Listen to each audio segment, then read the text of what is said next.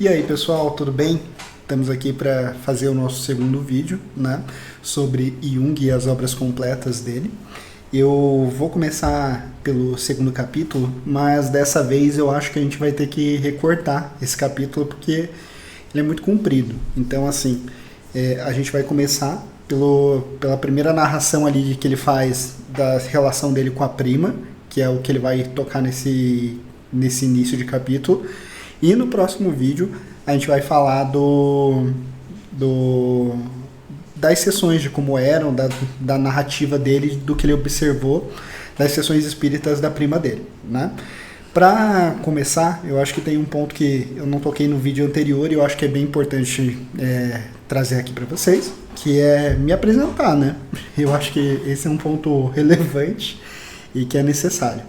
Eu me chamo Pedro Henrique Waterkemper, né? Aí sobrenome é alemão, também assim como Jung, e o meu objetivo, né, aqui com esses vídeos é criar um portfólio das obras completas de Jung, abordando capítulo a capítulo e volume a volume, né, na sequência, para a gente trazer o que nos afeta, o que nos traz aí de insights, de conhecimentos, cada um desses capítulos, trazendo também aí certos vínculos com a minha clínica. Eu sou formado em psicologia pela PUC Paraná desde 2018, que foi quando eu me formei em 2017 e tirei, né, o meu certificado do CRP em 2018.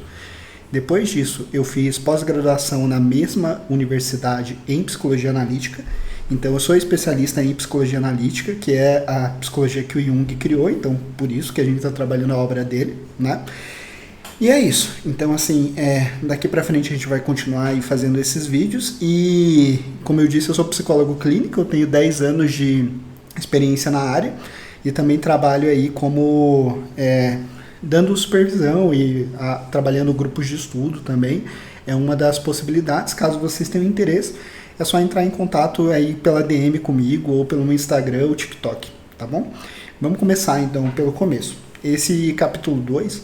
é um capítulo no qual o Jung ele vai abordar a relação dele com a prima, né? Que era uma vidente do espiritismo, na verdade, de 15 anos. Ela era uma garota bem nova e que tinha aí pouca instrução. Ela cresceu numa família com muitos irmãos e com uma mãe e um pai que não lhe davam muita atenção também. Ela, por isso mesmo, tinha pouca cultura e pouco conhecimento, como Jung narra. Mas, em determinado momento da vida dela, ali por volta dos 15 anos, em 1899, né, ela passou a se interessar muito pelas mesas falantes, que eram ditas na época, né, que eram sessões espíritas, basicamente, que eram feitas em mesas redondas e que eram muito famosas na época. Ela começou a brincar com isso e, a partir desse momento no qual ela começou a brincar, ela teve contatos com espíritos que a possuíam. Então, ela tinha contato com esses espíritos, ela era muitas vezes possuída por eles, e quando ela era possuída, o Jung narra que ela falava em alemão, em um alemão muito culto, que não era uma coisa que ela tinha acesso ou que ela soubesse falar na vida normal dela, e que também ela sabia imitar perfeitamente os parentes falecidos, que eram esses que a dominavam e a possuíam, né? Então, as pessoas que estavam em volta, que assistiam aquilo e que conheciam essas pessoas mortas, ficavam muito assustadas e muito impressionadas. E, de alguma forma, acreditavam nisso, né? Claro que também existiam pessoas que não acreditavam de maneira alguma. O próprio Jung, aparentemente, era uma dessas pessoas que não acreditava. E, por isso mesmo, a menina, né, mesmo durante as suas sessões, tendia a ignorá-lo, né? Ou até mesmo a se recusar a responder perguntas ou fazer coisas com Jung presente. Mas ele, à medida que ele foi desenvolvendo essa relação e essa observação, ele foi aprendendo como lidar com isso, então ele ficava mais quieto e recluso, apenas observando, né, sem interagir muito, porque os espíritos meio que entendiam que ele era um negacionista ou algo do tipo, então eles não tendiam a não interagir com ele, né? Segundo Jung, isso era uma das características histéricas dela, né? Ele vai desenvolver mais para frente nesse capítulo também isso.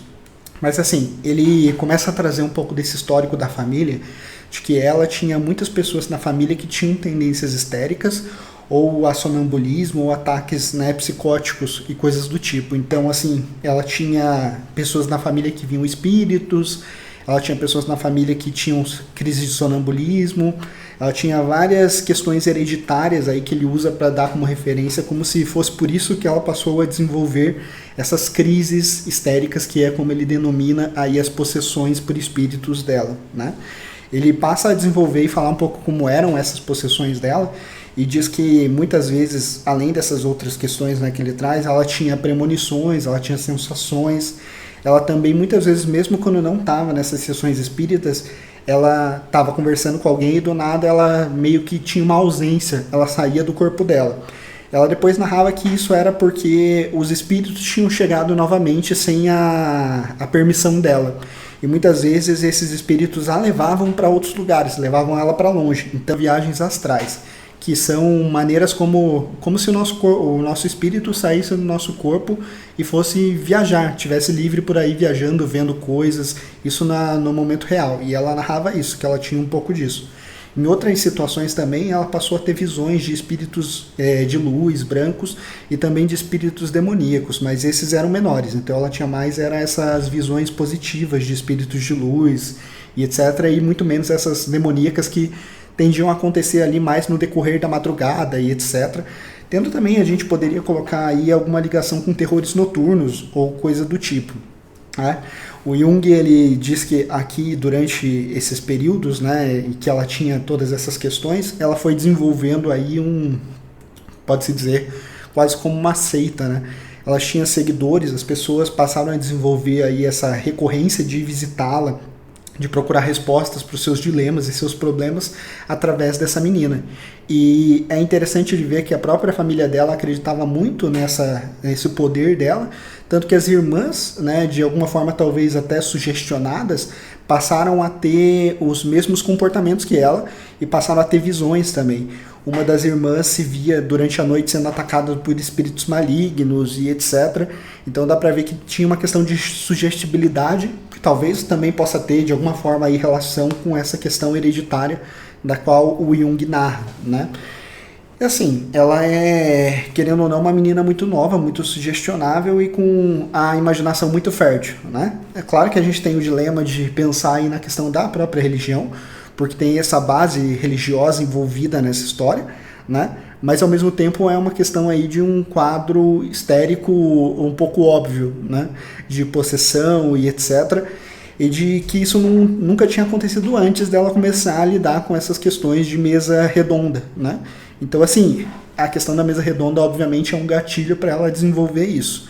Não que ela não tivesse essa predisposição anteriormente, mas esses rituais, com certeza, influenciaram muito o desenvolvimento dessa questão. E, seguindo, né, esse ponto, ele narra muito como é essa relação toda da família, né, de como havia, de fato, ali interessante também de ser notado, é como nessa época essas questões eram muito famosas e eram muito assim divulgadas e etc, tanto pela mídia, pelos jornais. Existiam grandes videntes, né, que eram pessoas famosas na época na Europa, e o Jung coloca isso aí como um dos fatores que podem ter desenvolvido isso, né?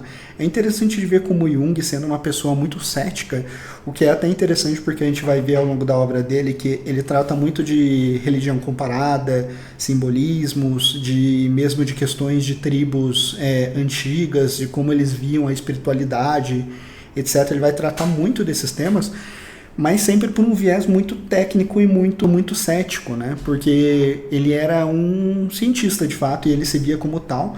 Então a intenção dele nesse primeiro momento, fazendo essas observações e etc, era de entender qual era a lógica ali de como essa mente funcionava para fazer com que essas coisas acontecessem com essa menina. Mas a gente também pode olhar para um outro ângulo, no qual ele era de fato aí uma pessoa muito interessada pelo misticismo, pelas religiões e etc. Ele viu nisso uma oportunidade de exercer um desejo dele que era estar mais próximo disso, né? Eu acho que para esse primeiro texto é mais ou menos isso, essa primeira metade. No próximo vídeo a gente vai falar um pouco de como eram as sessões, das situações que aconteciam durante elas, que é algo ainda pertencente ao capítulo 2, mas eu preferi fazer um vídeo menor agora e postar mais um em seguida amanhã para vocês sobre a segunda parte, tá bom? Como eu falei, eu tô com a minha agenda aberta, caso vocês tenham interesse em fazer terapia, em fazer a supervisão ou até mesmo participar de grupo de estudo, podem entrar em contato comigo e a gente conversa. Eu tenho também TikTok e Instagram, né, profissionais aí relacionados. No TikTok, normalmente eu posto alguns conteúdos mais curtos e um pouco menos técnicos, né, mais voltados para autoconhecimento. E o meu Instagram, ele tem um pouquinho mais aí de estilo de vida e outras coisas. Então, caso vocês tenham interesse de me seguir, é só ir lá e tamo junto. Então, até amanhã e tenham um bom dia.